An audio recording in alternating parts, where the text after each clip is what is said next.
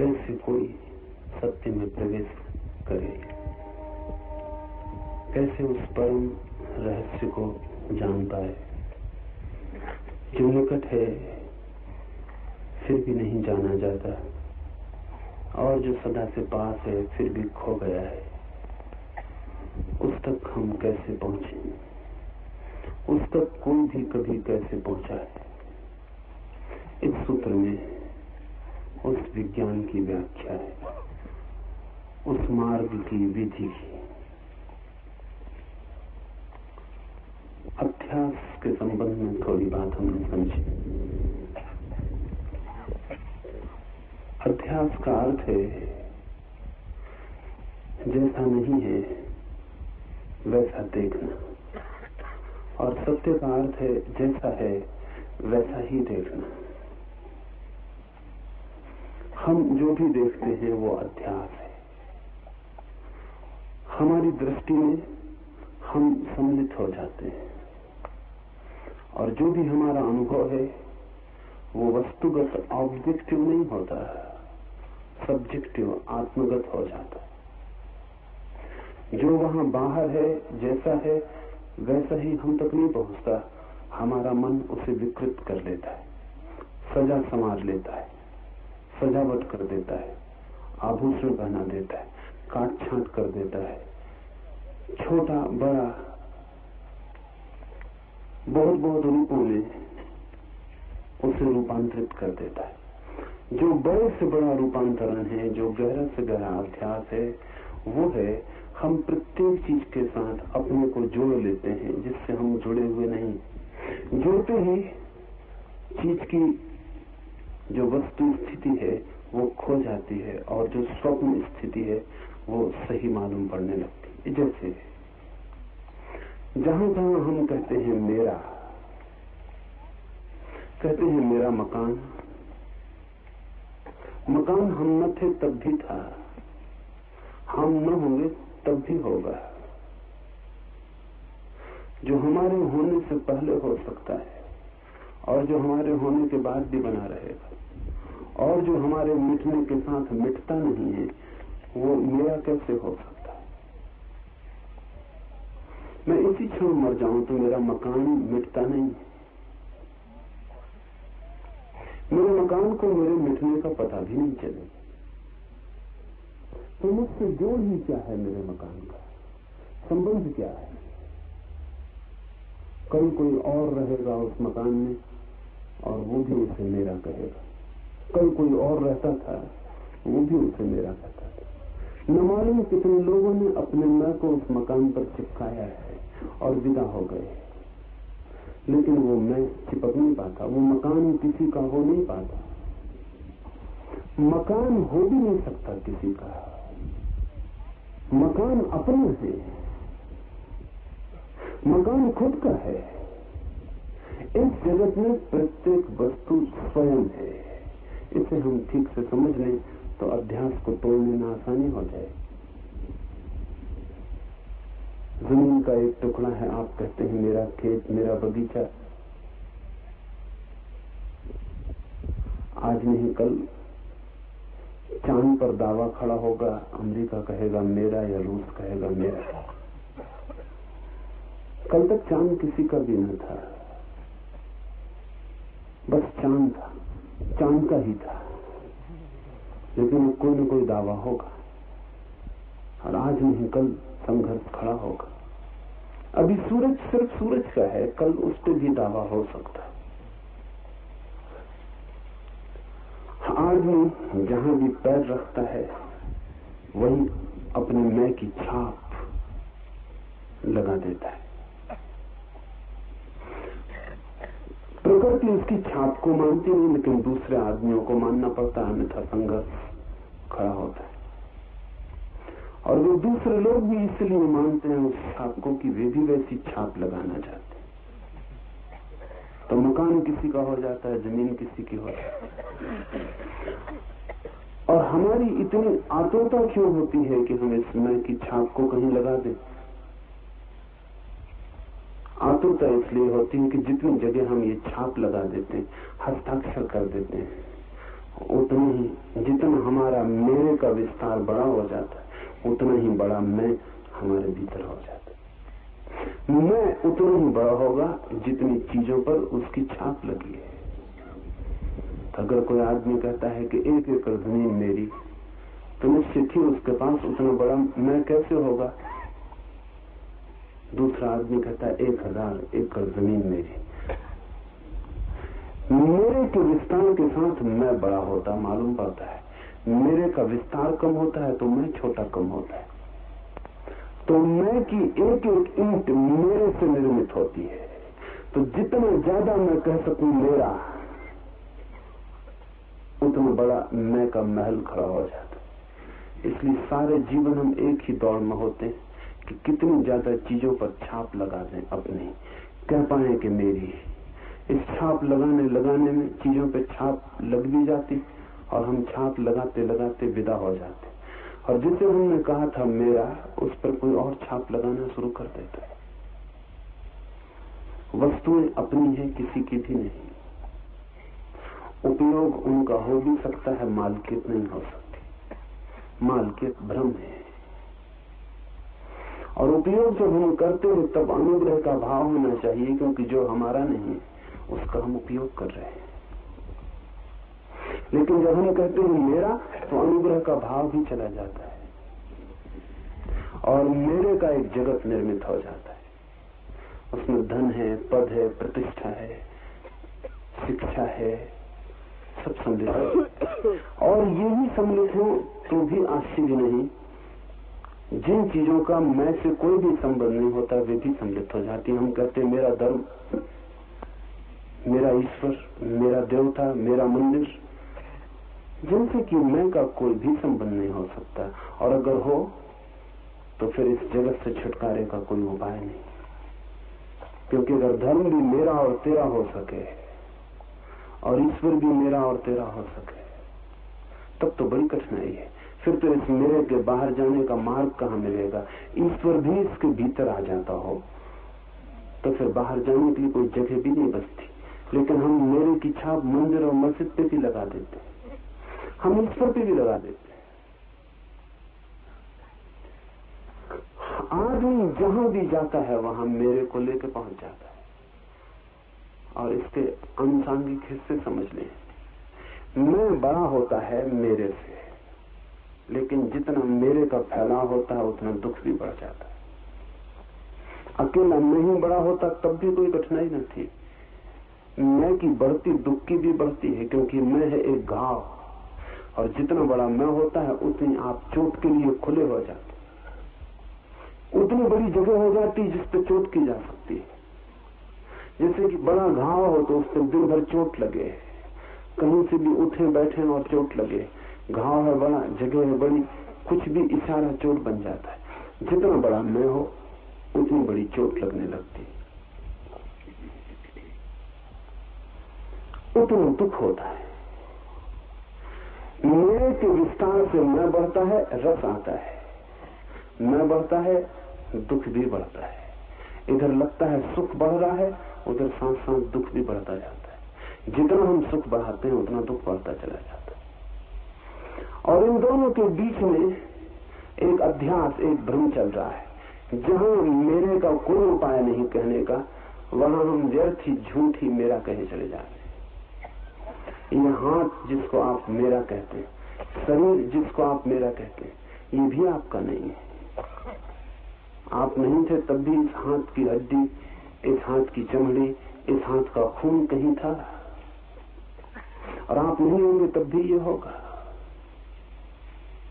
आपके शरीर में जो हड्डियां हैं वो न मालूम कितने शरीरों में हड्डियां रह चुकी।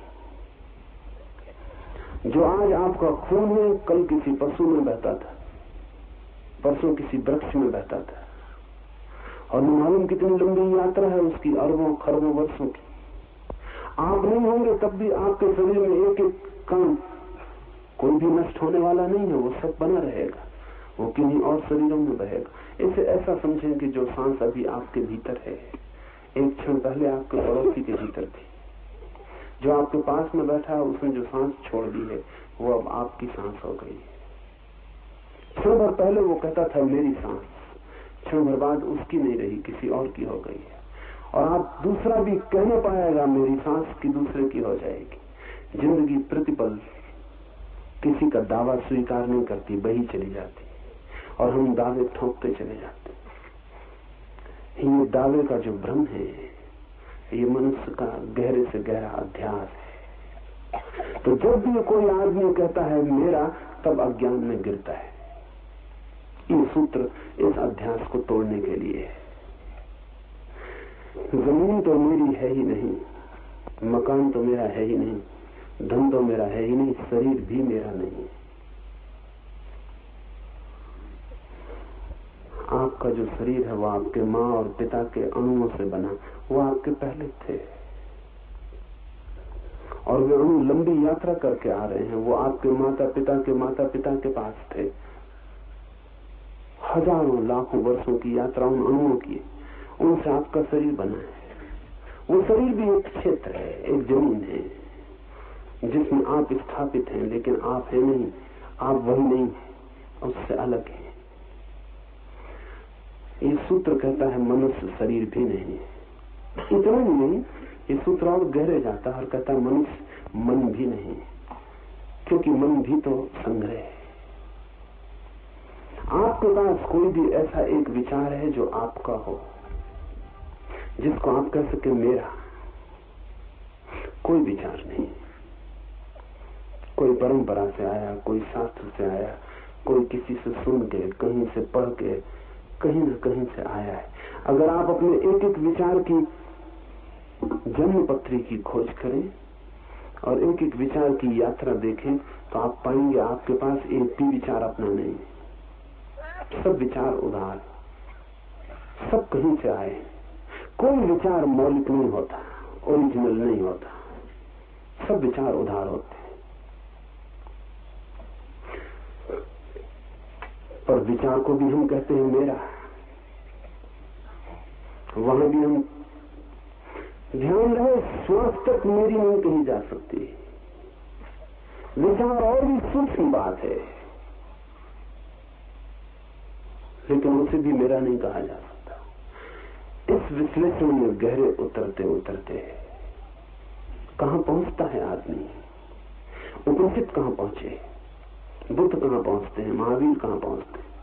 इस विश्लेषण को करते करते, इस काट को करते करते, ये भी मैं नहीं हूं तो बच रह रहा है।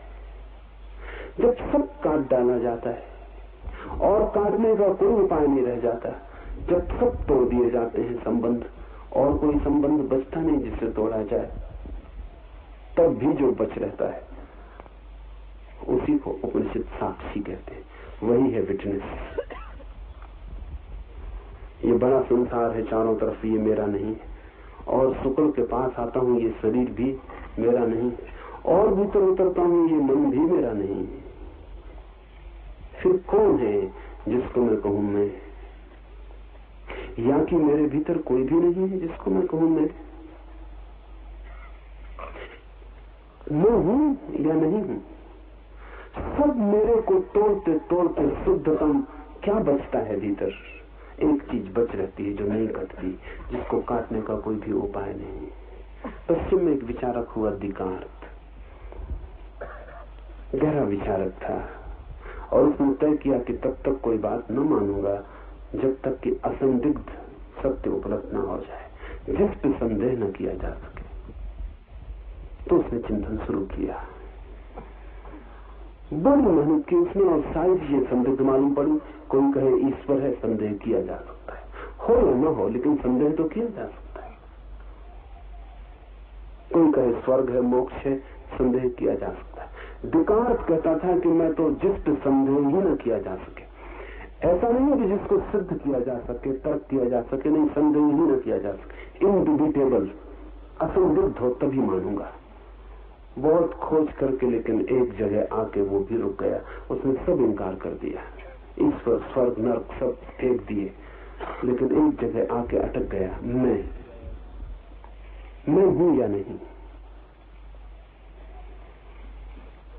दिकार्त ने कहा इस पर संदेह नहीं किया जा सकता, क्योंकि अगर मैं ये भी कहूं कि मैं नहीं हूं तो ये कहने के लिए भी मेरे होने की जरूरत पड़ जाती। तो ऐसे होगा जैसे घर के भीतर कोई आदमी हो और वो आपसे कहे कि मैं अभी बाहर गया हूं या मैं अभी घर पर नहीं हूं, आप थोड़ी देर बाद आए तब मैं आपको मिलूंगा, तब तक मैं घर लौट आऊंगा। तो उसका ये कहना ही उसके होने का प्रमाण हो जाए। इसलिए मेरे होने की तो स्थिति असंदिग्ध है। इतना तो साफ है कि मैं हूं, लेकिन क्या हूं ये इतना साफ नहीं है। शरीर हूं कि मन हूं, क्या हूं ये इतना साफ नहीं है। उपनिषद इसी की खोज में चलते हैं, साफ करते चले जाते हैं, एक एक चीज को अलग करते जाते हैं, जैसे कोई प्याज के छिलके को उघाड़ता चला जाए और जब तक छिलके बचते हैं उघाड़ते ही चले जाते हैं। अगर प्याज के छिलके उघाड़ते चले जाएं तो पीछे आपके हाथ कुछ भी न लगेगा। प्याज छिलका ही छिलका है, वस्त्र ही वस्त्र, निकालते चले जाएं तो भीतर कुछ भी नहीं मिलेगा। जैसे किसी ने कपड़ों की एक गुड़िया बनाई हो और हम एक एक कपड़ा निकालते चले जाएं, एक कपड़े को निकालने दूसरा कपड़ा बचे, उसे निकालने तीसरा निकल आए, निकालते चले जाएं, लेकिन कपड़े की ही गुड़िया हो तो आखिर में सब कपड़े निकल जाएंगे, गुड़िया पीछे बचेगी नहीं, आखिर में शून्य हाथ लगेगा। तो बड़ी खोज यही है मनुष्य की कि आदमी भी कहीं परतों का ही एक जोड़ तो नहीं है कि हम उखाड़ते चले जाएं और भीतर फिर कुछ बचे ही ना। कह दें कि शरीर भी मैं नहीं हूं और मन भी मैं नहीं हूं और ये भी नहीं और ये भी नहीं, फिर कहीं ऐसा ना हो कि प्याज की कहानी हो जाए, आखिर में कुछ भी ना बचे जिसको हम कह सकें कि मैं हूं। लेकिन उपनिषद कहते हैं अगर ये भी हो तो भी सत्य को जान लेना जरूरी है। अगर ये भी सत्य हो कि भीतर कुछ भी नहीं है तो भी जान लेना जरूरी है, क्योंकि सत्य को जान लेने के परिणाम महत्वपूर्ण है। लेकिन खोज करने पर अंततः पता चलता है कि नहीं, वस्तुओं का जोड़ ही नहीं है आदमी, मात्र परत और परत और परत ही नहीं है। परतों के भीतर भी कुछ है जो परतों से भिन्न है, लेकिन उसका पता तभी चलता है जब हम सब परतों को उखाड़ के भीतर पहुंचे। उस तत्व का नाम उपनिषद कहते हैं साक्षी। ये बड़ा कीमती शब्द है और बड़ा मूल्यवान, और पूरब का सारा चिंतन, सारी मनीषा, सारी प्रतिभा इस एक छोटे से शब्द में निहित हो गई है। इससे महत्वपूर्ण शब्द पूरब ने दूसरा दुनिया को नहीं दिया है, साक्षी। साक्षी का मतलब क्या है? साक्षी का मतलब है देखने वाला, गवाह। मैं शरीर नहीं हूं ऐसा किसको अनुभव होता है? मैं मन नहीं हूं ऐसा किसको अनुभव होता है? ऐसा कौन इनकार करता चला जाता है कि मैं ये नहीं हूं, मैं ये नहीं हूं, मैं ये नहीं। एक तत्व है हमारे भीतर दर्शन का, दृष्टि का, दृष्टा का, देखने का। हम देख रहे हैं, हम जांच रहे हैं। वो जो देख रहा है वही है साक्षी। जो दिखाई पड़ रहा है वही है जगत। जो देख रहा है वही हूं मैं, और जो दिखाई पड़ रहा है वही है जगत। अध्यास का अर्थ है कि जो देख रहा है वो भूल से ये समझ लेता है कि जो दिखाई पड़ रहा है वो मैं हूं। ये अध्यास है। एक हीरा मेरे हाथ में रखा है, उसे मैं देख रहा हूं। अगर मैं ये कहने लगूं कि मैं हीरा हूं तो अध्यास होगा, क्योंकि हीरा मेरे हाथ पर रखा है, दिखाई पड़ रहा है, ऑब्जेक्ट है, एक विषय है, और मैं देखने वाला हूं, अलग हूं। देखने वाला सदा ही अलग है उससे जो दिखाई पड़ता है। देखने वाला कभी भी दृश्य के साथ एक नहीं है। देखने वाला सदा ही दिखाई पड़ने वाले से भिन्न है। मैं आपको देख रहा हूं क्योंकि आपसे भिन्न हूं, आप मुझे देख रहे हैं क्योंकि मैं आपसे भिन्न हूं। जो भी दिखाई पड़ता है वो आपसे भिन्न है, उसको ही अपने से अभिन्न समझ लेना अध्यास है। जिसको आप देख रहे हैं उसके साथ इतने मोहित हो जाना कि लगने लगे ये मैं ही हूं। यही भ्रांति है, इस भ्रांति को तोड़ना है। और अंततः उस शुद्ध तत्व को खोज लेना है जो सदा ही देखने वाला है और कभी दिखाई नहीं पड़ता। थोड़ा कठिन है। जो देखने वाला है वो कभी दिखाई नहीं पड़ सकता है, क्योंकि वो किसको दिखाई पड़ेगा? आप सारी चीजों को देख सकते हैं जगत की, सिर्फ अपने को छोड़कर। आप अपने को कैसे देखिएगा? क्योंकि देखने में दो की तो जरूरत पड़ेगी ही, जो देखे और जो दिखाई पड़े। आप सब कुछ देख सकते हैं, अपने भर को आप नहीं देख सकते। कैसे देखिएगा? किसी चमीटे से हम उसी चमीटे को पकड़ने की कोशिश करने लगे, सब पकड़ सकते हैं उस चमीटे से, सिर्फ उसी चमीटे को पकड़ने की कोशिश असफल जाएगी और तब बड़ी मुश्किल होगी कि चमीटा भी कैसा पागल है, सब कुछ पकड़ लेता है तो अपने को क्यों नहीं पकड़ पाता? हम सब कुछ देख लेते हैं, अपने को नहीं देख पाते, देख भी नहीं पाएंगे। और जिसको भी हम देख लेंगे, जान लेना कि वो हम नहीं है। तो जिस चीज को भी आप देखने में समर्थ हो जाएं, आप समझ लेना कि इतनी बात तय हो गई कि ये मैं नहीं हूं। कोई आदमी अगर ईश्वर का दर्शन कर ले तो समझ लेना एक बात पक्की हो गई कि आप ईश्वर नहीं हैं। आपको भीतर प्रकाश का दर्शन हो जाए तो समझ लेना एक बात पक्की हो गई कि आप प्रकाश नहीं हैं। आपको भीतर आनंद का अनुभव हो जाए तो आप एक बात पक्की समझ लेना कि आप आनंद नहीं है। जिस चीज का भी अनुभव हो जाए वो आप नहीं है। आप तो वो है जिसको अनुभव होता है। तो जो भी चीज अनुभव बन जाती है उसके आप पार हो जाते। इसलिए एक कठिन बात समझ लेनी उपयोगी होगी कि अध्यात्म कोई अनुभव नहीं है। दुनिया में सब चीजें अनुभव है, अध्यात्म कोई अनुभव नहीं। अध्यात्म तो उसकी तरफ पहुंच जाना है जिसको सब अनुभव होता है और जो स्वयं कभी अनुभव नहीं बनता। अनुभोक्ता, साक्षी, दृष्टा। आपको मैं देखता हूं, उधर आप हैं, इधर मैं हूं। उधर आप हैं जो दिखाई पड़ रहा है, इधर मैं हूं जो देख रहा है। ये दो हैं। अपने को बांटने का कोई उपाय नहीं कि मैं अपने को दो टुकड़े में कर लूं और एक देखे और एक दिखाई पड़े। अगर टुकड़ा हो सके, दो टुकड़े हो सके, तो जो टुकड़ा देखेगा वही मैं हूं और जो टुकड़ा दिखाई पड़ेगा वो मैं नहीं रहा। वो बात समाप्त हो गई, वो मुझसे टूट गया, वो अलग हो गया। उपनिषद की व्यवस्था, प्रक्रिया, विधि यही है। नेति नेति, जो भी दिखाई पड़ जाए कहो कि ये भी नहीं। जो भी अनुभव में आ जाए कहो ये भी नहीं। और हटते जाओ पीछे, हटते जाओ पीछे, हटते जाओ पीछे। उस समय तक हटते जाओ जब तक कि कोई भी चीज इंकार करने को बाकी रहे। एक ऐसी घड़ी आती है सब दृश्य खो जाते। एक ऐसी घड़ी आती सब अनुभव गिर जाते। सब ध्यान रखना, सब काम वासना का अनुभव तो गिरता ही है, ध्यान का अनुभव भी गिर जाता है।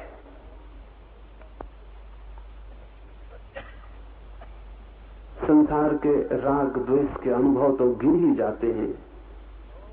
आनंद, समाधि, इनके भी अनुभव गिर जाते। बस रहता है खालिस देखने वाला, कुछ भी दिखाई नहीं पड़ता, शून्य हो जाता है चारों तरफ, रह जाता है केवल देखने वाला और चारों तरफ रह जाता है खाली आकाश।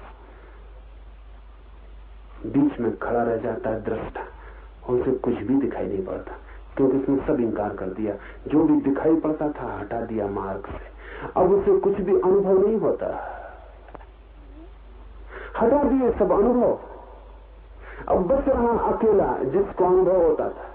जब कोई भी अनुभव नहीं होता और कोई दर्शन नहीं होता, कोई दिखाई नहीं पड़ता और कोई विषय नहीं रह जाता, और जब साक्षी अकेला रह जाता है तब कठिनाई है भाषा में कहने की कि क्या होता है, क्योंकि हमारे पास अनुभव के सिवाय कोई शब्द नहीं। इसलिए इसे हम कहते हैं आत्मा अनुभव, लेकिन अनुभव शब्द ठीक नहीं है। हम कहते हैं चेतना का अनुभव या ब्रह्म अनुभव, लेकिन ये सब कोई भी शब्द ठीक नहीं है, क्योंकि अनुभव उसी दुनिया का शब्द है जिसको हमने तोड़ डाला। अनुभव उस द्वैत की दुनिया में अर्थ रखता है जहां दूसरा भी था। यहाँ कोई अर्थ नहीं रखता, यहाँ सिर्फ अनुभोक्ता बचा, साक्षी बचा। इस साक्षी की तलाश ही अध्यात्म है। ध्यान देना, ईश्वर की तलाश अध्यात्म नहीं।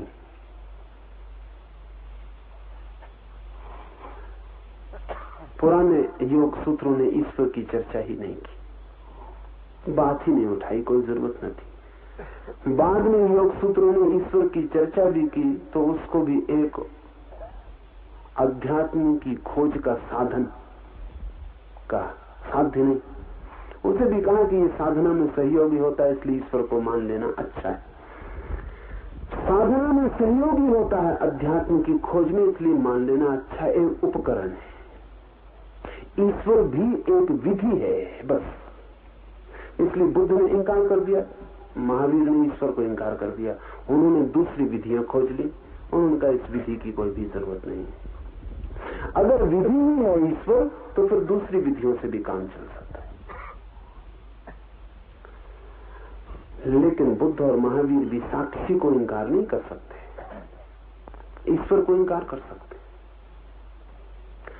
सब कुछ इंकार किया जा सकता है, लेकिन अध्यात्म की जो आत्यंतिक आधारशिला है वो साक्षी है, उसे इंकार नहीं किया जा सकता। इसलिए चाहे ईसाईयत, चाहे इस्लाम, चाहे हिंदू, चाहे जैन, चाहे बौद्ध, एक बात आप खोज लेना, अगर किसी भी धर्म में साक्षी की कोई बात हो तो समझना कि वो धर्म है। अगर साक्षी की बात ही ना हो तो समझना कि उसका धर्म से कोई भी संबंध नहीं। और सब बातें गौण हैं, और सब बातें उपयोगी गैर उपयोगी हैं, और सब बातों में मतभेद हो सकता है। साक्षी के मामले में मतभेद नहीं हो सकता। इसलिए अगर किसी दिन दुनिया में धर्म का विज्ञान निर्मित होगा तो उसमें ईश्वर, आत्मा, ब्रह्म, इन सब की चर्चा नहीं होगी, क्योंकि ये सब स्थानीय बातें हैं। कोई धर्म मानता है, कोई नहीं मानता, लेकिन साक्षी की चर्चा जरूर होगी, क्योंकि साक्षी स्थानीय घटना नहीं है। धर्म ही नहीं हो सकता बिना साक्षी के। तो साक्षी भर एक वैज्ञानिक आधारशिला है समस्त धर्म अनुभव की, समस्त धर्म की खोज और यात्रा की। और इस साक्षी पर ही सारे उपनिषद घूमते हैं इर्द गिर्द। सारे सिद्धांत और सारे इशारे इस साक्षी को दिखाने के लिए।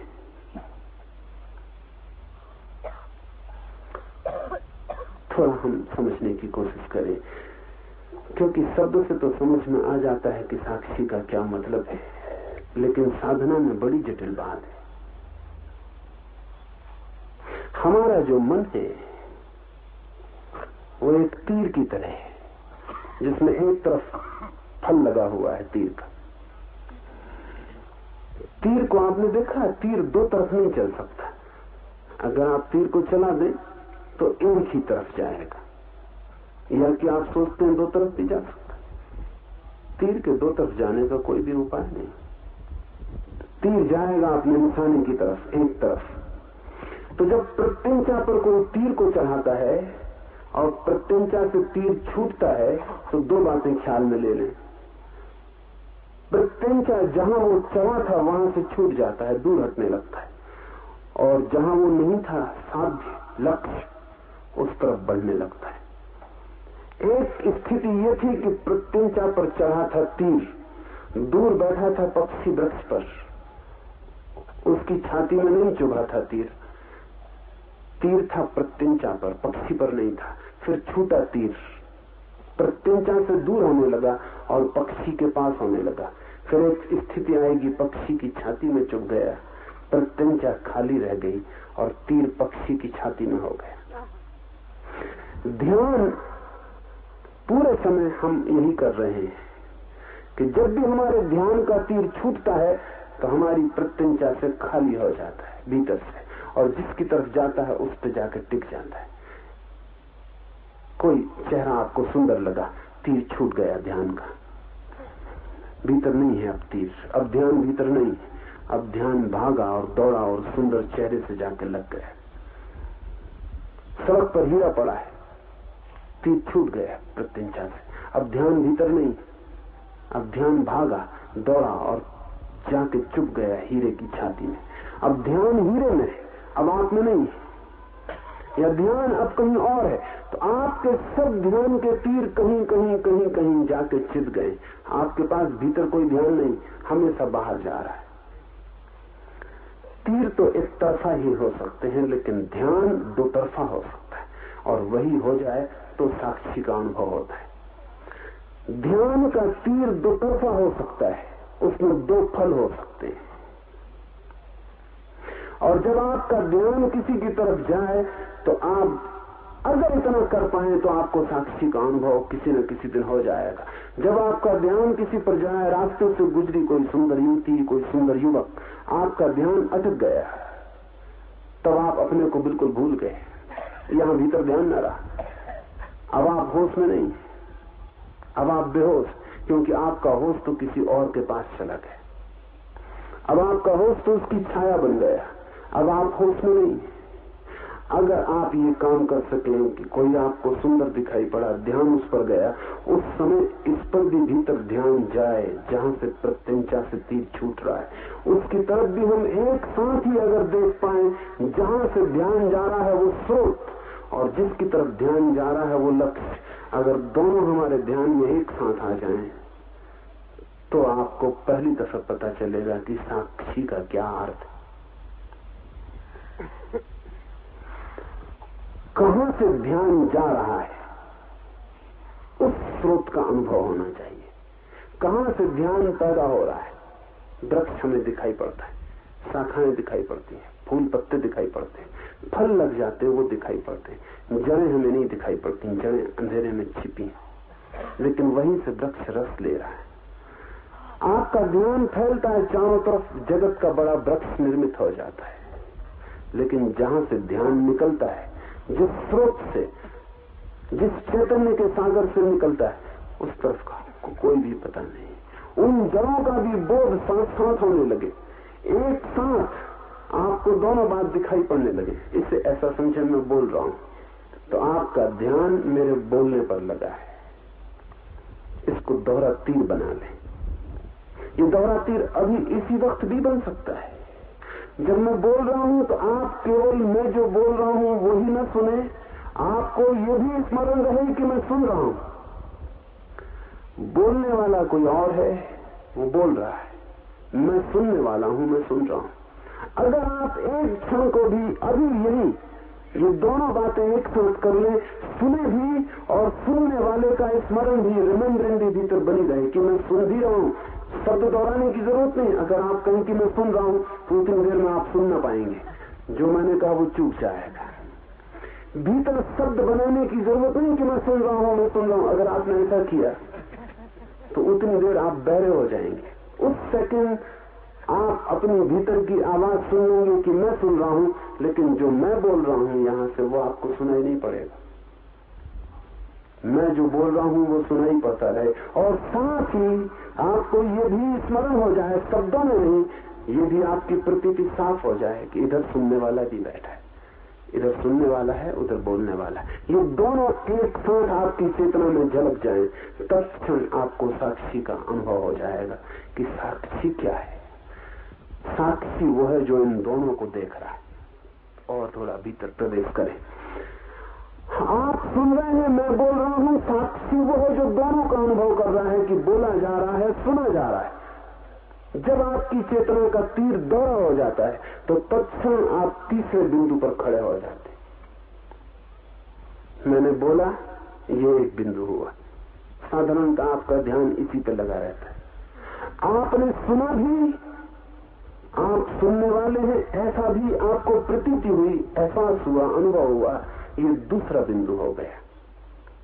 ये दूसरा बिंदु पाना बहुत कठिन है। अगर ये दूसरा बिंदु आपको मिल जाए तो तीसरा बिंदु पाना बहुत सरल है।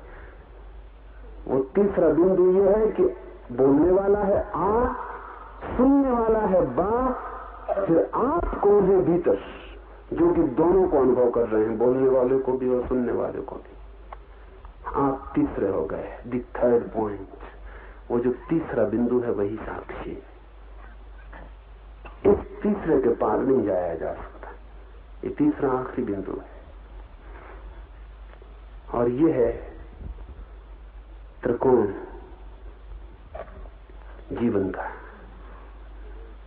दो बिंदु, विषय और विषय, और तीसरा बिंदु दोनों का साक्षी, दोनों को अनुभव करने वाला, दोनों को भी देख लेने वाला, दोनों का भी गवाह। इस सूत्र को हम समझें। अपने को बुद्धि और उसकी वृत्ति का साक्षी जानकर वह मैं ही हूं, ऐसी वृत्ति द्वारा सब पदार्थों के ऊपर से आत्मबुद्धि का त्याग करता है। खोजी, इस सत्य का अन्वेषक, मुमुक्षु ऐसा अनुभव करके कि मैं सदा साक्षी हूं, कभी करता नहीं, सदा साक्षी हूं, कभी भोगता नहीं, समस्त चीजों के ऊपर से अपनी वासना का, अस्मिता का, मेरेपन का भाव छोड़ देता है, हटता जाता है भीतर उस बिंदु तक जिसके आगे हटने का फिर और कोई उपाय नहीं। लोक का अनुसरण करना छोड़कर ऐसा व्यक्ति फिर लोक का अनुसरण करना छोड़ देता है। लोक का अर्थ है समाज, संस्कृति, सभ्यता, लोग जो आपके चारों तरफ है, भीड़। जब तक आपको साक्षी का अनुभव न हो तब तक लोक का अनुसरण छोड़ना खतरनाक भी है, क्योंकि लोक के साथ जुड़ी है नीति, जुड़ा है नियम, जुड़ी है मर्यादा, जुड़ी है व्यवस्था, अनुशासन। तो जो अभी अपना मालिक नहीं है, निश्चित ही समाज उसका मालिक होगा।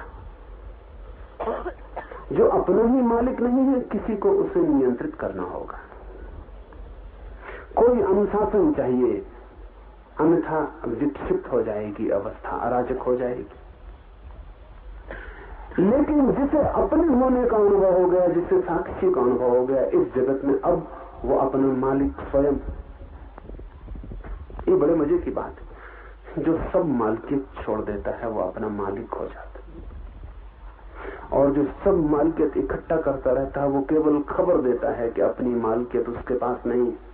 इसका मतलब ये हुआ कि जो इस कोशिश में लगा है कि मेरा हो मकान, मेरी हो जमीन, मेरा हो राज्य, मेरा हो ये, मेरा हो वो, एक बात पक्की है कि वो खुद का नहीं। क्योंकि जिसे अपने भीतर का राज्य मिल जाए उसे फिर सब राज्य फीके और व्यर्थ हो जाते हैं, और जो अपने साम्राज्य को पाले फिर उसकी कोई आकांक्षा किसी साम्राज्य की नहीं रह जाती। उसके पास साम्राज्य भी हो तो भी व्यर्थ हो जाता है। अगर उसकी बाहर के साम्राज्य की वासना प्रबल है तो इस बात की खबर है, इंगित है, इशारा है कि भीतर के मालिक का उसे कुछ भी पता नहीं, उसी की कमी पूर्ति कर रहा है। भीतर मालिक नहीं है, चीजों की मालिकियत बना के भरोसा बिठा रहा है अपने पर कि मैं मालिक हूं। देखो इतनी है मेरी जमीन, इतना है मेरा धन, इतना है मेरा फैलाव। ऐसा करके वो अपने को भरोसा दिला रहा है कि नहीं, कौन कहता है कि मैं मालिक नहीं हूं, इतनी चीजों का मालिक हूं। ये मालिकियत झूठी है, क्योंकि चीजों का कोई जगत में कभी मालिक नहीं होता। भर्तहरि राज्य छोड़कर चला गया तो बड़ी मीठी घटना घटी। राज्य छोड़कर जंगल में चला गया, साधना करने लगा, ध्यान में लीन रहने लगा। एक दिन अचानक ऐसा हुआ कि बैठा है अपनी गुफा के द्वार पर, एक घुड़सवार अचानक रास्ते पर आया। उसके आते देरी भी नहीं हुई थी कि दूसरा घुड़सवार दूसरी मार्ग से भी उसी के सामने गुफा के द्वार पर आ गया। दोनों की तलवारें एकदम खिंच गई। भर्तहरि को कुछ समझ में न आया, दोनों की तलवारें जमीन पर टिक गई। तब उसने नीचे की तरफ गुफा से देखा, वहां एक बड़ा हीरा पड़ा है। पहले घुड़सवार ने कहा कि नजर मेरी पहले पड़ी इसलिए हीरा मेरा है। दूसरे घुड़सवार ने कहा कि मेरी तलवार की तरफ देखते हो, मेरी भुजाओं की तरफ देखते हो? नजर कब किसकी पड़ी इससे क्या लेना देना है? जो मालिक हो सकता है वो मालिक है, मालिक न। तलवारें खिंच गई, गर्दनें कट गई। क्षण भर बाद ही दोनों गर्दनें जमीन पर कटी हुई पड़ी थी, दोनों शरीर रक्त से भरे हुए जमीन पर पड़े थे। हीरा अपनी जगह पड़ा था। भर्तहरि ने कहा कि बड़ी हैरानी की बात है, जिस हीरे के लिए दोनों ने मालकियत की और दोनों मिट गए, उस हीरे को पता भी नहीं होगा कि क्या क्या हो गया उसके आसपास, और पता नहीं इस हीरे के आसपास कितना कितना नहीं हो गया होगा। और हीरा वहीं पड़ा है, और कितने लोग कटते पिटते रहेंगे उस हीरे के लिए, और हीरा वहीं पड़ा रहेगा। मालकियत की कोशिश वस्तुओं पर इस बात की खबर है कि अपने पर मालकियत नहीं। और जब कोई व्यक्ति साक्षी का अनुभव करने लगता है तो अपना मालिक हो जाता है। मालकियत की वासना गिर जाती। अब वो किसी का मालिक नहीं होना चाहता, क्योंकि वो जानता है कोई उपाय ही नहीं है किसी और के मालिक होने का। इसे दोहरा दूं, कोई उपाय ही नहीं है किसी और के मालिक होने का। पति अगर सोचता हो कि पत्नी का मालिक है तो विक्षिप्त है। पत्नी अगर सोचती हो कि पति की मालिक है तो उसके मस्तिष्क के इलाज की जरूरत है। कोई मालिक किसी का हो नहीं सकता, क्योंकि सभी अपने मालिक पैदा हुए। स्वभाव से सबकी मालिकियत भीतर छिपी है, उसे किसी भी हिसाब से हटाया नहीं जा सकता। और जब तक वो हटे ना, तब तक दूसरा कोई मालिक कैसे हो सकेगा। इसलिए एक मर्जी की घटना घटती। पति सोचता है मैं मालिक हूं, पत्नी हंसती है भीतर मनी मन में, और वो जानती है कि मालिक मैं हूं। इसीलिए कलह, 24 घंटे कलह। वो कलह इसी बात की है कि प्रतिपल तय करना पड़ता है कि मालिक कौन है अधिकार में। भरोसा पक्का नहीं, कभी भी पक्का भरोसा नहीं, किसी चीज का कोई भरोसा नहीं। तो व्यक्तियों का तो बिल्कुल भरोसा नहीं। हीरे तक की मालकियत नहीं हो सकती, तो जीवित व्यक्ति की मालकियत कैसे हो सकती? साक्षी जिसको अनुभव हुआ वो सब मालकियत छोड़ देता है, क्योंकि अपना मालिक हो जाता है। जो मालकियत हो सकती है वो उसकी हो जाती, जो नहीं हो सकती उस पागलपन में वो नहीं पड़ता। ऐसी अवस्था में वो लोक की चिंता छोड़ दे सकता है, छोड़ देता है, क्योंकि अब कोई नियंत्रण उसके ऊपर नहीं, अपना नियंता है। अब अपने पैर से ही यात्रा कर सकता है, अब अपने ही प्रकाश में चल सकता है। अब किसी उधार प्रकाश की कोई भी जरूरत नहीं। लोक का अनुसरण करना छोड़कर वो देह का अनुसरण करना भी छोड़ देता है। दूसरों का अनुसरण तो छोड़ ही देता है। जैसे ही साक्षी की प्रतीति गहरी होती, वो देह की गुलामी भी छोड़ देता है। फिर देह उससे नहीं कहती कि ऐसा करो तो वो करे, उससे जो करना होता है वही करता, और देह छाया की तरह उसके पीछे चलती। अभी आपकी देह छाया की तरह नहीं चलती, आप छाया की तरह देह के पीछे चलते। देह कहती ऐसा करो, वैसा आपको करना पड़ता है। देह कहती ऐसा मत करो, वैसा आपको रोकना पड़ता है। देह मालिक है, उसके इशारे आपको चलाते हैं। होगी ही, क्योंकि जो अपना मालिक नहीं है, समाज उसका मालिक होगा और प्रकृति उसकी मालिक होगी। समाज है हमारे चारों तरफ फैला हुआ मनुष्यों का समूह, और देह है हमारी पृथ्वी से, प्रकृति से जुड़ी हुई। जो अपना मालिक हुआ वो लोगों के समूह के व्यवस्था से भी मुक्त हो जाता है, और प्रकृति की व्यवस्था से भी। फिर देह उसे नहीं बताती कि ऐसा करो, फिर वही चलता है और देह उसका अनुसरण करती है। देह के अनुसरण करने की घटना बड़ी मूल्यवान है। हमें तो ख्याल में भी नहीं आ सकता कि देह कैसे अनुसरण कर सकती है। हम सोच भी नहीं सकते जब देह को भूख लगेगी तो महावीर को भी तभी भूख लगेगी ना जब देह को भूख लगेगी, और जब देह कहेगी कि भूख लगी तभी तो महावीर भोजन की तलाश पे निकलेंगे भिक्षा के लिए। देह कैसे पीछा करेगी? क्या महावीर कह देंगे कि ठीक है मुझे भूख लगी तो देह को भूख लग जाएगी? क्या मतलब देह के अनुसरण का? गहरा कीमिया है। निश्चित ही महावीर जब तक राजी न हो तब तक देह को भूख नहीं लगेगी। नहीं लगने का क्या मतलब है? देह को क्या होता है, देह को क्या प्रतीतियां होती हैं, ये महावीर जब सुनने को राजी होंगे तभी देह बता पाएगी। इसलिए महावीर तय करते हैं कि मैं 1 महीना उपवास करूंगा। आप तय करें कि मैं आज उपवास करूंगा, तो आप 24 घंटे भोजन करेंगे। मन ही मन में भोजन चलेगा, क्योंकि देह कहेगी मालिक कौन है, मुझसे बिना पूछे। उपवास तो ठीक है, तो देह 24 घंटे खबर देगी भूख भूख भूख, और आपकी पूरी चेतना भूख से आच्छादित हो जाएगी। ऐसे भूखे रहने में ज्यादा देह दिक्कत नहीं देगी। अगर एक दिन भोजन न करे तो देह इतना परेशान न करेगी। सुबह से तय कर ले, ये बड़े मजे की बात है। अगर आप रोज 1 बजे भोजन करते हैं तो सुबह से 1 बजे तक तो भोजन करते ही नहीं है। रोज 1 बजे भोजन करते हैं, कल सुबह 6 बजे उठ के तय कर लें कि आज उपवास करेंगे। सुबह 6 बजे से भोजन शुरू हो जाए। 1 बजे तक तो रुकना चाहिए था देह को कम से कम, लेकिन देह को इशारा मिल गया कि आप मालिकियत करने की कोशिश कर रहे हैं। देह सुबह से उपद्रव शुरू कर देगी। 1 बजना तो बहुत दूर का मामला है। कभी ऐसा न होता था 1 बजे भूख लगती थी, आज सुबह 6 बजे से शुरू हो जाए। देह की मालिकियत पुरानी, हजारों हजारों जन्मों की, और जिसकी भी मालिकियत हो, कोई अपनी मालिकियत इतनी आसानी से नहीं छोड़ता। महावीर कहते हैं महीने भर उपवास करूंगा, तो महीने भर के लिए देह चुप हो जाती, कोई खबर नहीं देती। देह अनुसरण करती, इसका अर्थ ये देह कोई खबर नहीं देती। महीने भर के बाद ही देह खबर देगी कि भूख लगी कि नहीं लगी। महीने भर तक देह चुप होगी।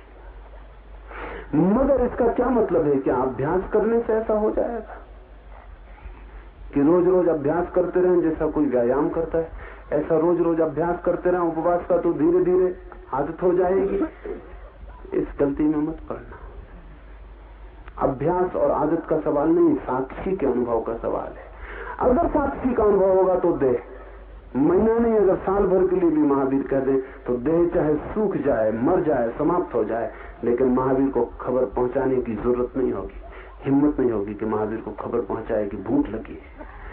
ये काम देह का नहीं है कि वो खबर पहुंचाए।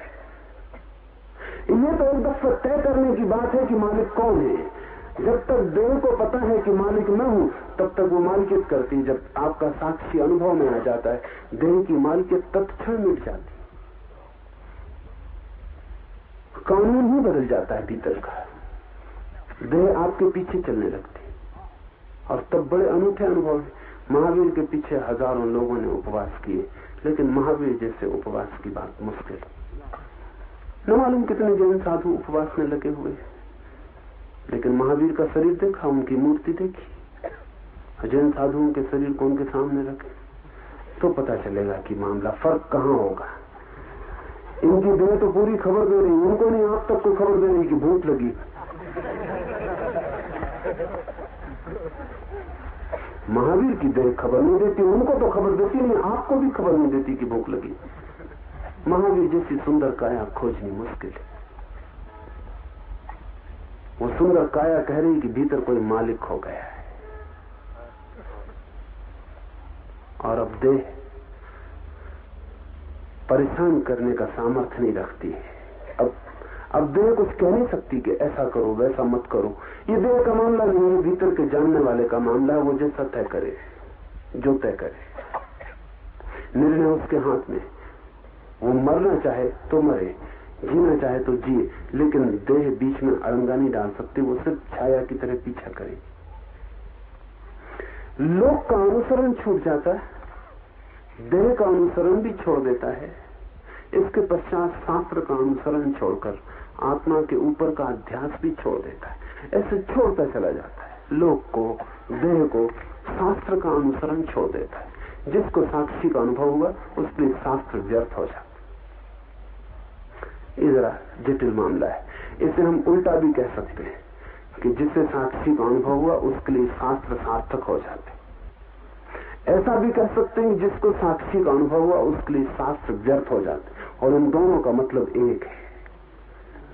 इनका मतलब एक इसलिए है कि जब तक आपको साक्षी का अनुभव नहीं हुआ तब तक आपके लिए कोई भी शास्त्र सार्थक नहीं है। आप कंठस्थ कर ले सकते हैं, आपको पूरा वेद कंठस्थ हो सकता है, लेकिन सार्थक नहीं है, क्योंकि अर्थ शब्द में नहीं होता, अर्थ अनुभव में होता है। आपको खुद का कोई अनुभव नहीं, आप तोते की तरह रटते रह सकते हैं कि साक्षी साक्षी साक्षी। जब आप रट रहे हैं तब भी कोई साक्षी भीतर नहीं है जो इसको सुन रहा हो। शास्त्र तब तक व्यर्थ है जब तक आपको अपना अनुभव नहीं हुआ, लेकिन तभी तक सार्थक मालूम पड़ता है जब तक आपको अपना अनुभव नहीं हुआ। जिस दिन आपको अपना अनुभव हो जाता है तब आप स्वयं ही शास्त्र हो जाते हैं। जब आप अपने स्वयं ही शास्त्र हो गए तो अब शास्त्र की क्या सार्थकता। तो शास्त्र जिस दिन सार्थक होता है उसी दिन व्यर्थ हो जाता है। जान लिया आपने ही वो जो शास्त्र जमाते हैं, अब शास्त्र का क्या मूल्य। पहुंच गए मंजिल पर, हो गई यात्रा, तो वो जो नक्शा ढोए रखते थे अब तक, उसका क्या अर्थ। उसको फेंक दे सकते, उस नक्शे को अब क्या करिएगा। बुद्ध कहा करते थे कि कोई नदी पार करता है नाव पर, पार होते ही नदी नाव व्यर्थ हो जाती, फिर उसे वहीं छोड़ के चल देता है। लेकिन बुद्ध कहते थे एक दफा 4 गंवारों ने भी नदी पार की, तो पार कर ली उन्होंने, फिर उतर के नाव अपने सिर पर रख ली। गांव के लोगों ने बहुत समझाया कि हमने और पार करने वाले भी देखे, नाव वहीं छोड़ देते, तुम क्या करते हो। उन्होंने कहा जिसने इतना सहारा दिया उसको हम ऐसे ही छोड़ दें, हम ऐसे गंवार नहीं। फंस गए, नाव ने नदी तो पार करवा दी, अब नाव कैसे पार हो। अब उसको सिर पे लिए घूमने लगे, अब उस नाव से छुटकारा न हो। और ऐसा मत सोचना कि वो लोग मर गए, वो मर गए लेकिन उनकी औलाद वो नावों को ढोती रहती। कहते हमारे बाप इसी शास्त्र को ढोते थे, हम भी इसको ढोएंगे। उनके बाप के बाप ने भी यही किया था, अब हम क्या कर सकते, मजबूरी। ये सदा हमारे बाप दादों के सिर पर रहा, हम भी इसको सिर पर रखेंगे। और फिर इस शास्त्र नाव है, इससे कितने ऋषि मुनि पार नहीं हो गए। जिस दिन स्वयं का अनुभव होता है उस दिन शास्त्र में कुछ भी नहीं बचता। ये भी ठीक है। उसी दिन शास्त्र सार्थक होता है, ये भी ठीक है, क्योंकि उसी दिन पता चलता है जो शास्त्र ने कहा था वो ठीक है। ये पैराडॉक्सिकल विरोधाभासी वक्तव्य मालूम पड़ेगा। जिस दिन शास्त्र पता चलता है सही है उसी दिन बेकार हो जाता है, उसको छोड़ देता है, उसको असली अध्यात्म का पथिक शास्त्र को छोड़ देता है। और अंतिम बात उपनिषदों ने कमाल की कही है, सिर्फ बुद्ध ने उतनी हिम्मत की और कह दिया कि आत्मा भी मैं नहीं हूं। उपनिषद का यह आखिरी सूत्र अद्भुत है, इसमें बुद्ध का सारा सार आ गया। और अंत में जब शास्त्र भी छोड़ देता है तो आत्मा के ऊपर का भी अध्यास छोड़ देता है। फिर वो ये भी नहीं कहता कि मैं आत्मा हूं, मैं मकान नहीं हूं, यहां से शुरू हुई थी बात, मैं शरीर नहीं हूं, मैं मन नहीं हूं, यहां गहरी गई थी। ये आखिरी छलांग है कि मैं आत्मा भी नहीं हूं। इसका क्या मतलब होगा? इसका मतलब ये होगा कि अब मैं कोई भी अपनी सीमा बनाऊं वो ना समझिए। जब हम कहते हैं मैं आत्मा हूं तो आपकी आत्मा अलग हो जाती है, मेरी अलग हो जाती है। जब मैं कहता हूं मैं आत्मा हूं तो मैं व्यक्ति हो जाता हूं और ये सारी समष्टि मुझसे अलग हो जाती है। आखिरी अध्यास ये भी टूट जाता है कि मैं अलग हूं, कि मैं व्यक्ति हूं। तब ये सारी समष्टि और मेरे बीच के सारे फासले, सारी सीमाएं गिर जाती। तब बूंद सागर हो जाती। तो बूंद ये भी कैसे कहे कि मैं बूंद हूं, तो बूंद गिर के सागर हो जाती। तो बूंद कैसे कहे कि मैं बूंद हूं। आखिर में जब सब छूट जाता है तब ये भी छूट जाता है कि मैं आत्मा हूं। इसका अर्थ ये नहीं कि आत्मा नहीं है, इसका ये अर्थ है कि मैं परमात्मा हूं। आत्मा भी होने से काम नहीं कर सकता है। ये घोषणा बड़ी कठिन है, और ये घोषणा जब भी की जाती तब कठिनाई खड़ी हो जाती। अल-हिल्लाज मंसूर ने कहा मुसलमानों से कि मैं परमात्मा हूं, उन्होंने फौरन उसे सूली दे दी कि कैसी कुफ्र की बात करते हो, पाप की बात करते हो तुम और परमात्मा। कितने ही ऊंचे हो जाओ, सिद्ध से सिद्ध हो जाओ, लेकिन कोई परमात्मा नहीं हो सकता है, क्योंकि परमात्मा होने का मतलब है आखिरी बात। आदमी मिट्टी से पैदा हुआ, इतनी ऊंची उड़ान ये नहीं होगा। तो मंसूर को उन्होंने काट डाला, और जब मंसूर काटा जा रहा था तब भी मंसूर हंस रहा था। किसी आदमी ने भीड़ में से पूछा कि तुम क्यों हंस रहे हो, तो मंसूर ने कहा मैं इसलिए हंस रहा हूं कि जिसे ये काट रहे हैं उसको तो मैं पहले ही कह चुका था कि मैं नहीं। ये किसको काट रहे हैं, ये तो हम पहले ही कह चुके, ना समझो कि ये मैं नहीं। और जब हम ये कहे तभी तो हमें पता चला कि हम परमात्मा हैं। मैं परमात्मा हूं।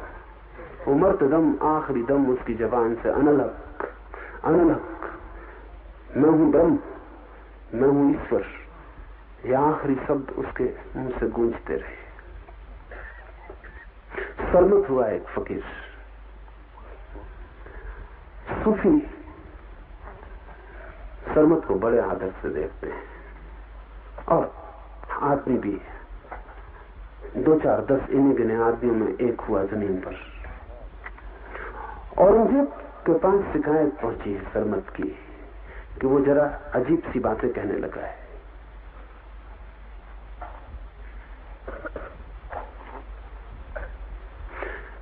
मुसलमानों का मंत्र है कोई नहीं अल्लाह के सिवा, एक अल्लाह ही है। लेकिन ये जो सरमत था ये सिर्फ इतना ही कहता था कोई नहीं अल्लाह, आधा तो उल्टा ही हो गया। मतलब कोई नहीं अल्लाह के सिवा, एक ही अल्लाह है, यह पूरा सूत्र। और सरमत इतना ही कहता था कोई नहीं अल्लाह। ये क्या हुआ मामला, ये तो सब बात ही बिगड़ गई। औरंगजेब ने सरमत को बुला के कहा कि हद हो गई, तुम सूफी कहते हो अपने को, फकीर कहते हो, ईश्वर का प्रेमी कहते हो, और तुम कहते हो कोई नहीं अल्लाह। तो सरमत ने कहा हम अभी यहीं तक पहुंचे हैं, आगे अभी यात्रा करनी। आप पूरा सूत्र कहते हैं कोई नहीं अल्लाह के सिवा, एक ही अल्लाह है, अभी हम वहां तक नहीं पहुंचे, बढ़ने दो, धीरे धीरे शायद पहुंच जाए। बाकी जहां तक हम पहुंचे वहीं तक हम बोलते और झूठ हम न बोलेंगे। अभी हमें इतना ही पता चला है कोई नहीं अल्लाह, वो के सिवा एक ही है अल्लाह। जरा रुको, कोशिश करने दो, और तुम्हें पता चल गया हो पूरा तो बोलो। निश्चित ही कुफ्र की बात थी, और ये आदमी नास्तिक है, और इस नास्तिक के पीछे न मालूम कितने और लोग बर्बाद हो रहे हैं। सरमत की बड़ी प्रतिष्ठा थी दिल्ली में, लाखों लोग उसके चरण छूते थे इस आदमी के जो कहता था कोई नहीं अल्लाह। इसको कहते हैं चमत्कार, जब कोई आदमी कहता कोई नहीं अल्लाह और लाखों आदमी उसमें अल्लाह को देख लेते। ऐसा हुआ है, बुद्ध के साथ हुआ, महावीर के साथ हुआ, सरमत के साथ हुआ। महावीर ने कहा कोई नहीं परमात्मा, और लाखों लोगों ने महावीर को कहा भगवान, और बुद्ध ने कहा कोई न परमात्मा है न कोई आत्मा, और लाखों लोगों ने बुद्ध के चरणों में सिर रख कर पूछा कि रास्ता बताओ, कैसे पहुंचे उस जगह जहां न कोई आत्मा है न कोई परमात्मा। सरमत को औरंगजेब ने कहा कि 3 दिन का समय देता हूं, सुधार कर लो और ये वाक्य पूरा कर लो, नहीं तो हम गर्दन कटवा देंगे। मंसूर ने, सरमद ने कहा कि 3 दिन का क्या भरोसा, हम बचे ना बचे और तुम गर्दन काटने से वंचित रह जाओ। और ये भी कुछ पक्का नहीं कि हम 3 दिन में पहुंच पाए पूरे सूत्र तक, और जब तक न पहुंचे तब तक ये जबान दोहराने वाली नहीं। अनुभव हो तो ही हम कहेंगे, तो तुम आज ही कटवा दो। और कहते हैं कि सरमन ने कहा कि ये भी हो सकता है कि गर्दन कटने से जो बाकी यात्रा है वो पूरी हो जाए। वो जो हमें अभी आगे का पता नहीं, शायद ये गर्दन ही बाधा बन रही। औरंगजेब तो शायद ही समझा होगा। सम्राटों और अकल का वैसे कोई संबंध नहीं है। उसने उसी दिन कटवा दी गर्दन सरमद की। दिल्ली में जो जामा मस्जिद है उसमें उसकी गर्दन काटी गई, और जामा मस्जिद की सीढ़ियों पर जब उसकी गर्दन गिरी और सीढ़ियों पर लुटने लगी तो हजारों लोगों ने ये आवाज सुनी जो वहां गवाह थे कि वो गर्दन चिल्ला के कह रही थी, कोई नहीं अल्लाह के सिवा, एक ही है अल्लाह। इसके चश्मदीद गवाह है। लाखों लोगों ने सामने सुनी ये आवाज। औरंगजेब बहुत पछताया, लेकिन तब तो कोई उपाय न था। सरमद के शिष्यों से उसने पूछा तो वो हंस रहे थे और वो कह रहे थे, सरमद कहता था कि जब तक मैं बचा हूं थोड़ा भी, तब तक आगे की बात कैसे हो सकती। अल्लाह तो उस दिन होगा जिस दिन मैं न रहूंगा। तो ये गर्दन थोड़ी बाधा है, ये कट जाए। औरंगजेब की बड़ी कृपा है, कटवा देता है। ऐसे तो हम भी काट लेते, लेकिन वक्त लगता है। वो जल्दी किए दे रहा है। आदमी जब मिटता है पूरा तो ये भी नहीं कहता कि आत्मा है, तब आखिरी अध्यास भी गिर जाता है। जब तक आपको पता ना चल जाए कि आप परमात्मा हो, तब तक जानना अध्यास बाकी है, भ्रम बाकी। जब तक यही अनुभव न हो जाए कि मैं ही ब्रह्म हूं, तब तक समझना कि अभी अज्ञान बाकी है, और उसे काटते ही चले जाना। लोक से छूट जाना, देह से छूट जाना, शास्त्र से छूट जाना, और फिर अपने से भी, और फिर स्वयं से भी छूट जाना। अपने में ही स्थित होकर युक्ति, श्रवण और स्वानुभव के द्वारा अपने को ही सबका आत्मरूप जानकर योगी का मन नाश होता है। मन दब तो जाता है, कठिनाई पड़ती दबाने में भी, छिप तो जाता है, छिपाना भी मुश्किल है मामला, लेकिन नाश, मनोनाश आखिरी बात है। आपका मन शांत भी हो जाए तो कल फिर अशांत हो जाता है, फिर जाग आता है, जाग आता है, बार बार अंकुर फूट जाते हैं, बीज बना ही रहता है। कितना ही ध्यान करें, कितनी ही प्रार्थना, कितना ही प्रभु स्मरण, कितना ही नाम,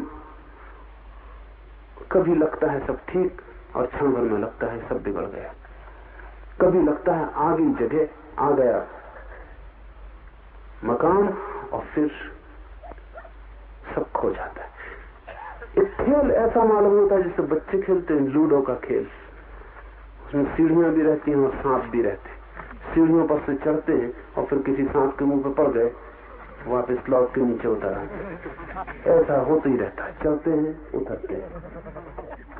करीब करीब मन के साथ ऐसा ही चलता है। कभी लगता है चढ़ गए, सब ठीक, बिल्कुल ठीक, ऐसा लगता है पहुंच गए। यही तो कहा है संतों ने, यही इसी जगह की बात कही। और इतना ख्याल भी नहीं आया कि संतों का नाम ख्याल में आया कि पकड़े सांप के मुंह में आ गए नीचे, पता चला हम वही है। वो संत वगैरह सब झूठी कहते रहे होंगे कि वहम हो गया होगा। एक ख्याल आ गया था कि सब ठीक हो गया, ये तो सब गड़बड़ है। मेरे पास निरंतर रोज सीढ़ियों से चढ़ने वाले, सांपों से उतरने वाले लोगों की भीड़। एक दिन आके मुझे खबर देते हैं, गजब हो गई, फैंटास्टिक। बस अब कुछ करने को नहीं रहा। दूसरे दिन सुबह कुत्ते पिटे चले आ रहे हैं। हर सीढ़ी के पास सांप टिका हुआ है। मन बहुत बार लगेगा कि गया और लौट आएगा, झलके मिलेंगी, इतनी देर को भी जाता है तो भी मन के पार की जरा सी झलक मिली। जरा सी देर को भी मन हट जाता है तो जगह खाली हो जाती। उस खाली जगह में से खुला आकाश और आकाश के तारे दिखाई दे जाते, एक खिड़की खुल जाती। लेकिन ज्यादा देर ये नहीं चलता। योगी तो तभी सिद्ध होता है जब मनोनाश हो जाता है। मनोनाश तभी होता है जब ऐसा अनुभव में आ जाए कि मैं आत्मा भी नहीं हूं। जब तक मुझे ऐसा लगता है कि नहीं शरीर नहीं मन, लेकिन आत्मा तो मैं हूं, जब तक मेरे मैं को कोई भी सहारा बाकी है तब तक मेरा मन बीज रूप में बना रहेगा। जब तक मेरे मैं को कोई भी सहारा बाकी है कि आत्मा, तो भी मेरा मन बीज रूप में बना रहेगा। और कभी भी वर्षा की एक बूंद पड़ेगी और बीज छिटक जाएगा और अंकुर निकल आएंगे और वृक्ष बड़ा होने लगेगा। जब मैं ही नहीं बचता हूं तभी मन मिटता है। धन छोड़ना आसान,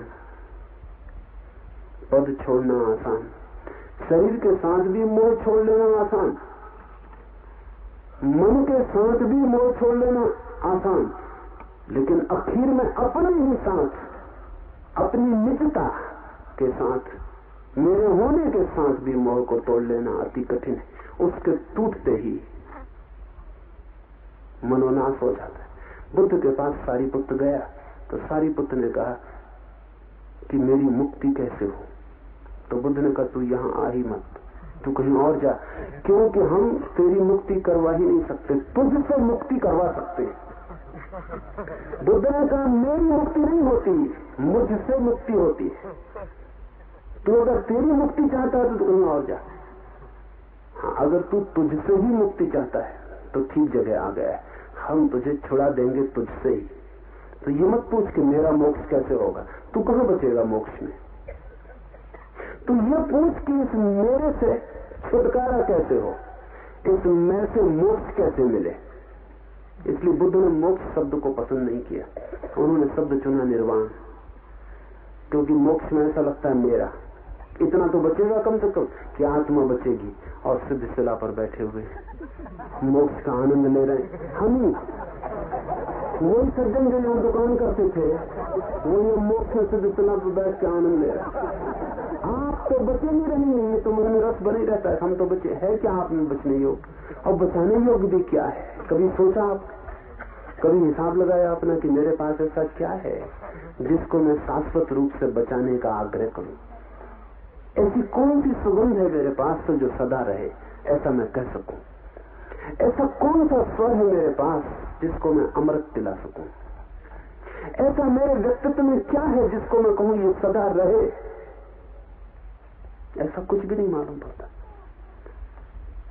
बुद्ध कहते हैं ये भी वासना है, अ लस्ट फॉर लाइफ, ये भी जीवेशना है। मैं बचूं बिना कारण, कोई वजह नहीं मालूम पड़ती। आप किस लिए बचे और क्या है आप में जो बचे तो जगत का कुछ कल्याण हो, कुछ भी नहीं है। तो बुद्ध कहते हैं मोक्ष नहीं, ये शब्द ठीक नहीं है। उन्होंने शब्द चुना निर्वाण। ये सूत्र निर्वाण का सूत्र है। निर्वाण कहते हैं दिए के बुझ जाने को। दिया जब बुझता है तो आप बता सकते हैं ज्योति कहां चली गई? कहीं नहीं जाती, बस बुझ गई, खो गई, लीन हो गई। अब कहीं आप खोज ना पाएंगे उस ज्योति को जो बुझ गई है।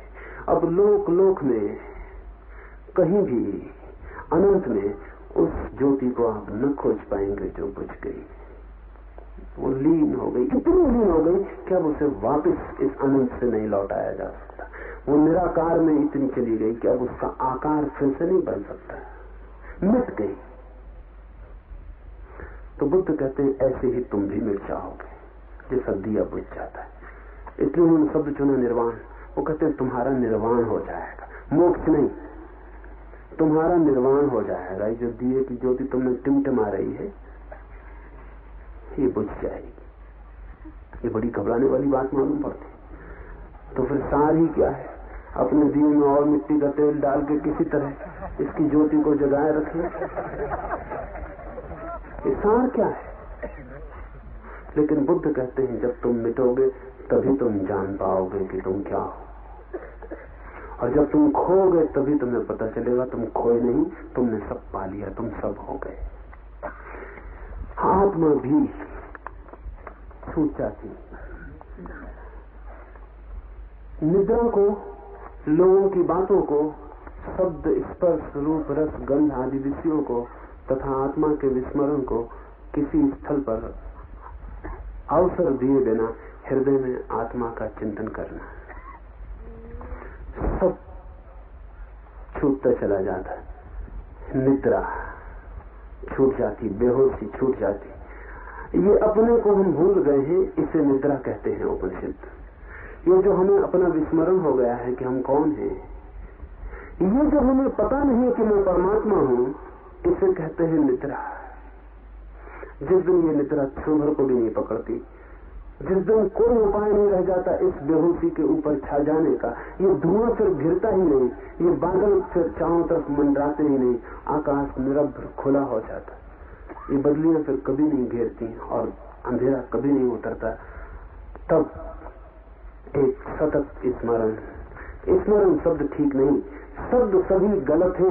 उपनिषद जिसे कहना चाहते हैं उसे कहने के लिए, पर मजबूरी है, शब्दों के सिवाय कहने को कोई और उपाय नहीं। स्मरण कहना ठीक नहीं, क्योंकि स्मरण का मतलब ये होता है कि जिसका बीच बीच में विस्मरण हो जाता हो। सतत स्मरण का मतलब ये हुआ कि जिसका विस्मरण नहीं होता। ऐसा हुआ।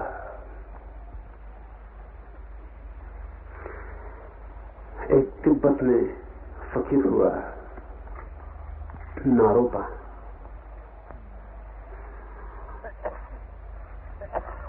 अनेक लोग उसके पास आते थे, बड़े हैरान होते थे क्योंकि उसकी ख्याति थी कि वो परमात्मा में लीन है, और लोगों ने कभी उसको ईश्वर का नाम स्मरण करते नहीं देखा। कभी भी किसी ने नहीं देखा। तो शिष्य उससे अक्सर पूछते कि लोग तो कहते हैं आप परमात्मा में लीन हो, लेकिन आप कभी स्मरण नहीं करते। तो नारोपा ने कहा है कि स्मरण कैसे करूं, उसका विस्मरण ही नहीं होता। और जिस दिन स्मरण समझूं करूं तो समझना कि नारोपा पतित हो गए। जिस दिन स्मरण करूं पुकारूं ईश्वर, उस दिन समझ लेना कि नारोपा पतित हो गया, ऐसे विस्मरण हो गया, नींद आ गई। आती ही नहीं नींद, स्मरण ही कैसे करूं, उसका विस्मरण ही नहीं होता है। ऐसी अवस्था में वो परम गुह गुहा में प्रवेश होता है जो हम सबके भीतर है।